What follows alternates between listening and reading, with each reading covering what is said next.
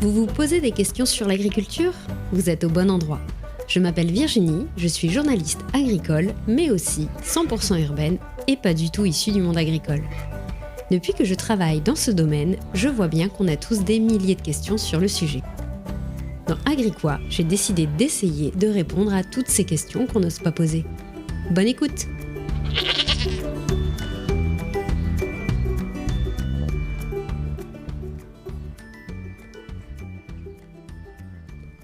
Est-ce que vous avez entendu cette nouvelle introduction ? Je suis ravie de revenir cette semaine avec un nouvel épisode et d'autant plus avec ma nouvelle introduction que j'ai faite en me faisant aider de la part d'Alice des Belles Fréquences qui m'a vraiment aidée à mettre des sons d'agriculture qui étaient vraiment enregistrés sur le terrain. C'était aussi mon cas dans la précédente introduction, mais voilà, c'était fait un peu à l'arrache avec les méthodes de son que j'avais. Là, ça fait quand même vachement plus pro. J'espère qu'elle vous plaît. N'hésitez pas à me le dire, ça me fera super plaisir. Si on revient à l'épisode du jour, je tenais à vous parler du métier de berger, qui est un métier, je pense, assez rêvé, qui jongle un peu entre l'ermite asociale au fin fond de sa montagne, ou la jolie bergère entourée de ses moutons, telle qu'elle est montrée dans le dessin animé Toy Story, pour ceux qui ont la référence. Et je tenais vraiment à en parler parce que c'est un métier que j'ai découvert sur le tas en commençant à travailler dans le monde agricole. Et j'ai été assez fascinée par cette partie, par ce travail. Et je tenais à vous en parler aujourd'hui. Alors qu'est-ce que c'est vraiment être berger dans un monde aussi moderne qu'est le nôtre aujourd'hui en 2023 ? Ça va être le sujet du jour.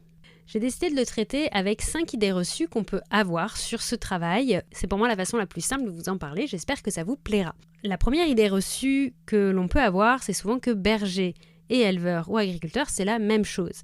C'est le même métier, ou tout du moins, c'est la même formation, le même travail. Eh bien, pas du tout. Mais alors, pas du tout. Un berger, c'est quelqu'un qui est généralement salarié auprès d'un éleveur ou de plusieurs éleveurs. Et en fait, il va travailler souvent en alpage durant l'été, donc ça peut varier, avril, mai, juin, jusqu'à septembre, octobre, novembre. Ça va dépendre des zones et de la météo, mais généralement, ça se passe comme ça. Le berger, il est salarié donc de ses éleveurs et il va garder le troupeau, qui est généralement la première fonction à laquelle on pense, en alpage, pendant que les éleveurs, eux, vont en profiter pour faire plein de choses sur leurs exploitations, que ce soit la moisson des céréales s'ils en ont sur leur exploitation, s'occuper du matériel, gérer des choses administratives, bref, ça leur permet d'avoir du temps pour autre chose que la garde du troupeau, qu'ils font déjà le reste de l'année. Donc ça permet de libérer du temps pour les éleveurs et le berger est chargé de les faire manger de l'herbe fraîche dans les alpages généralement. Et il y a également une fonction qui moi je ne connaissais absolument pas, qui est la fonction d'aide-berger. Donc c'est un berger en plus qui accompagne le berger principal, on va dire, dans sa charge. Et c'est une fonction qui était au départ assez minoritaire, mais qui commence à être assez présente, notamment depuis l'arrivée du loup en France. Ça fait partie d'une des fonctions qui a été rajoutée grâce aux aides versées pour pouvoir lutter contre la prédation. Donc l'aide d'un aide-berger est subventionnée. La deuxième idée reçue qu'on peut avoir, c'est souvent que le berger, et d'ailleurs je dis le berger depuis le départ, ce qui est bien un signe, le berger est un homme. Eh ben non, pas toujours. En fait, c'est un métier qui est plutôt mixte. J'ai cherché du coup des études pour vous citer quand même quelques chiffres et j'ai pris une étude du CERPAM. Le CERPAM qui est le Centre d'études et de réalisation pastorale Alpes-Méditerranée et donc ils ont sorti une étude en 2020 ou 2021, je ne sais plus, avec des chiffres justement concrets sur le métier de berger dans les Alpes. Et donc sur ce sujet de la mixité, il est dit que 34% des bergers sont des bergères et 66% sont des hommes. C'est d'autant plus vrai chez les bergers jeunes, on va dire moins de 35 ans, où là c'est plus 34-66, mais on se rapproche assez vite des 50%. Donc on voit bien que l'arrivée des femmes dans le métier est vraiment marquée. Troisième idée reçue, le berger est isolé. Alors pas toujours, ça arrive. Sur les 142 bergers qui ont été interrogés sur l'étude, 41% d'entre eux travaillent seuls en alpage, justement. mais 38% travaillent à 2 bergers et même 32% sont en couple. Et oui, sur le lieu de garde, c'est possible. Il n'y a pas forcément un berger tout seul qui travaille, donc j'ai commencé à parler de l'aide-berger, qui peut être donc un ami ou une personne, un collègue avec qui il travaille, mais ça peut être également sa compagne ou son compagnon qui travaille et qu'ils ont décidé de travailler ainsi une partie de l'année. Donc 32% sont en couple et même certains font monter leurs enfants, j'en ai déjà croisé, qui viennent pour la semaine de vacances, on va dire les enfants ou la compagne les rejoignent en montagne. Donc ça peut être aussi très sympa comme style de vacances, ou même de travail durant tout l'été. Et c'est aussi pour ça d'ailleurs que le métier est en mutation. Vous avez dû notamment entendre parler des cabanes de bergers qui ne sont pas forcément toujours très très bien loties, très très bien construites. Et donc du coup, le fait que les bergers veulent être moins isolés joue beaucoup sur l'amélioration de ces cabanes. Et quand je parle de conditions de travail, des conditions dans les cabanes, je parle de accès à l'eau potable, accès à l'électricité. Je ne parle pas de grand luxe, on parle vraiment de choses de base, mais qui peuvent être difficilement accessibles, notamment en montagne, assez isolées, comme c'est le cas dont on parle ici. Et donc c'est vraiment une revendication de la part des bergers actuellement d'avoir des conditions décentes, que ce soit pour vivre seul ou que ce soit pour vivre avec une famille qui les rejoindrait là-haut. La 4e idée reçue qu'on peut avoir, c'est justement le berger sera un peu ce jeune citadin en quête d'isolement pour trouver un sens à sa vie. Oui, ça arrive, des gens en reconversion, des urbains en reconversion, mais c'est pas la majorité. 61% des bergers sont issus du milieu rural et 21% du milieu urbain et 18% du périurbain. Donc en fait, la majorité vient encore du milieu rural. Ça ne veut pas forcément dire issu d'une famille agricole, du monde agricole, mais tout du moins du milieu rural. Et la moitié des bergers qui ont été interrogés se disent en reconversion professionnelle, qui ont souvent déjà eu un autre métier avant. Et c'est souvent cette partie en reconversion qui a décidé de faire une formation de berger. Ça existe. Des bergers ont souvent appris leur métier sur le tas, en commençant par une petite expérience et en commençant à travailler ainsi. La dernière idée reçue qu'il y a, c'est que c'est facile d'être berger. Je pense qu'on a un peu cette image du berger qui fait bronzette avec son chien à côté et son chapeau rabattu sur la tête. Alors j'ai passé 2 jours avec un berger, j'ai craché mes poumons, on va être clair, et je suis pas fumeuse, je précise. Et honnêtement, c'est impressionnant à quel point c'est physique comme travail. Donc c'est vraiment très complet. Déjà, pour raconter un peu le métier, tu pars de la cabane principale et tu dois emmener le troupeau dans différentes zones où l'herbe doit être consommée. Sauf que cette zone, elle peut être plus ou moins loin. C'est en montagne, donc en montée, et tu marches plusieurs heures par jour.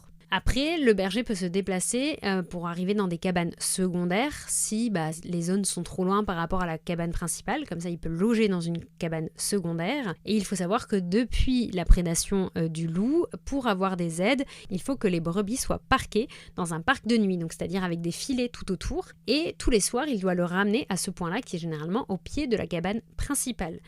Donc tous les jours, le berger monte dans une zone et les ramène. Le lendemain, il remonte et il les ramène. Donc déjà, imaginez à quel point c'est physique au quotidien. Et d'autant plus, avec ce déplacement, il doit connaître la zone. C'est-à-dire que tu dois connaître ton alpage et savoir où l'herbe est bonne, comment ça fonctionne, à peu près en fonction du soleil, les risques météo. Vraiment connaître ton territoire. Il faut aussi connaître les plantes pour savoir ce qui est comestible, pour savoir ce qu'il y a dans les environs. C'est important de savoir les plantes qu'il y a autour de toi. Il est aussi chargé de soigner les animaux. Oui, quand tu es tout seul en montagne pendant plusieurs semaines, tu vas pas faire monter le veto. Donc c'est généralement les bergers qui s'en occupent. S'ils ont une blessure au pied, s'ils sont ouverts au niveau du flanc ou autre, ça va être le berger qui va les soigner. Donc c'est un point aussi important. Enfin, ils doivent gérer leurs chiens, qu'ils ont souvent appris à dresser tout seuls. Il y a aussi du dressage qui peut être fait par une personne tierce, mais ils ont très souvent éduqué leurs chiens de troupeau.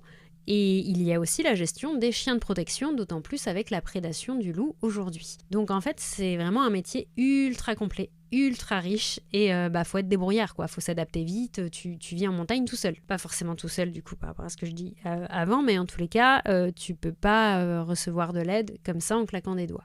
Et enfin, le dernier point qu'on oublie parfois, c'est qu'il y a aussi de plus en plus un travail de médiation avec les gens qui viennent. On est de plus en plus nombreux en montagne à vouloir se balader, faire du vélo, faire du trail.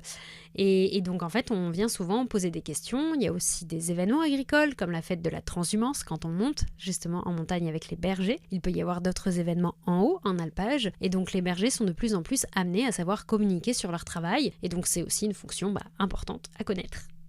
Du coup, pour conclure, non, le berger n'est pas forcément un homme, non, ce n'est pas forcément un métier isolé, et non, c'est loin, très loin d'être très facile comme travail. Tout le monde ne peut pas être berger, et on est loin de se la couler douce dans l'herbe verte, je vous l'assure. Mais la majorité des bergers, selon l'enquête, travaillent depuis moins de 5 ans, ont moins de 5 ans d'expérience, ce qui montre en fait un fort taux de renouvellement de la profession.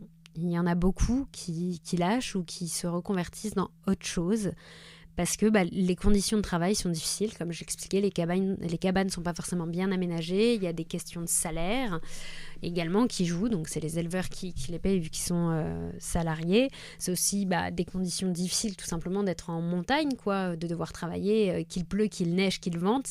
Donc, et il y a aussi l'incertitude, parce que j'en ai pas parlé dans l'épisode, mais du coup, ils travaillent comme je disais, de avril à octobre, et le reste du temps, ils font autre chose, en fait. Il y en a certains qui sont moniteurs de ski, qui font d'autres jobs, et donc, en fait, chaque année, ils doivent être réembauchés par leur employeur.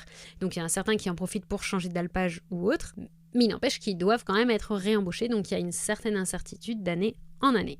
Voilà, j'espère que ce sujet vous aura plu. Moi, c'est vraiment un métier qui me passionne, d'autant plus que c'est assez opposé à la vie qu'on a en fait en ville où on est connecté à tout le temps. Alors oui, il y a du réseau, en montagne, souvent ils ont leur téléphone et tout ça, mais je veux dire, c'est quand même des conditions qui sont quand même éloignées de l'open space qu'on peut avoir dans nos bureaux chauffés aujourd'hui. Donc c'est vraiment très différent. Et si vous avez l'occasion de parler avec un berger, je vous le conseille parce que ça fait aussi partie de leur métier, mais souvent ils sont très cool, très sympas. Donc n'hésitez pas à aller leur poser des questions. Mais si vous le faites au moment où il y a le troupeau, je diffuserai un épisode pour rappeler les consignes de sécurité parce que c'est des choses qu'on ne connaît pas du tout. Moi, la première, parfois quand je me rendais sur place, je me rends compte que j'avais des comportements limite. Donc on en reparlera ensemble dans un prochain épisode. À bientôt.